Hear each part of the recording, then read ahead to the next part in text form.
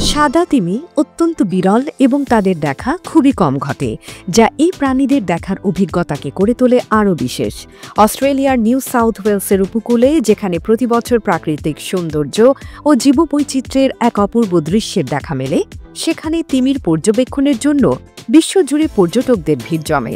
এই স্থানটি একদিকে যেমন হামব্যাক হাইওয়ে নামে পরিচিত, যেখানে হাজারো হামব্যাক তিমি শীতকালে এক স্থান থেকে অন্য স্থানে মাইগ্রেট করে, অন্যদিকে এখানেই দেখা যায় বিরল সাদা তিমি মিগালু, যা অ্যালবেনো হামব্যাক হিসেবে খ্যাত।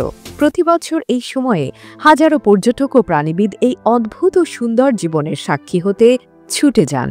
তারা বাইনোকুলার দিয়ে দেখতে পান এই জলজ ক্যানভাসের এক অনন্য সৃষ্টি সাদা তিমি, যা সাধারণ তিমির তুলনায় অনেকটাই আলাদা। এই বিরল প্রাণীটি দর্শকদের মনে গভীর প্রভাব ফেলে, কারণ এটি প্রকৃতির এক বিস্ময়, যার অস্তিত্বের রহস্য এখনও পুরোপুরি উদ্ঘাটিত হয়নি। সাদা তিমি কেন এত বিরল? গবেষকদের মতে এই তিমির অ্যালবিনো রঙের কারণ মূলত জেনেটিক বৈশিষ্ট্য। সাধারণত এই ধরনের রঙের তিমি খুবই কম দেখা যায়, কারণ এই জেনেটিক বৈশিষ্ট্যটি খুবই বিরল। শেষবার 2020 সালে নিউ সাউথ ওয়েলসের পোর্ট ম্যাককোয়ারিতে দেখা গিয়েছিল মিগালু অ্যালবিনো হামব্যাক, যেটি এই বিরল প্রজাতির পরিচিত মুখ।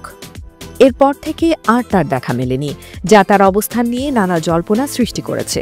বিশেষজ্ঞরা জানিয়েছেন মিগালুর জিনগুলো এখনও বাইরে আছে, অর্থাৎ তার অ্যালবিনো বৈশিষ্ট্য এখনও তিমির প্রজন্মের মধ্যে বিদ্যমান। এই বৈশিষ্ট্যটি প্রকৃতির এক অপূর্ব উপহার, যা আমাদের শেখায় প্রকৃতি কতটা বৈচিত্র্যপূর্ণ এবং রহস্যময়। AB news desk report.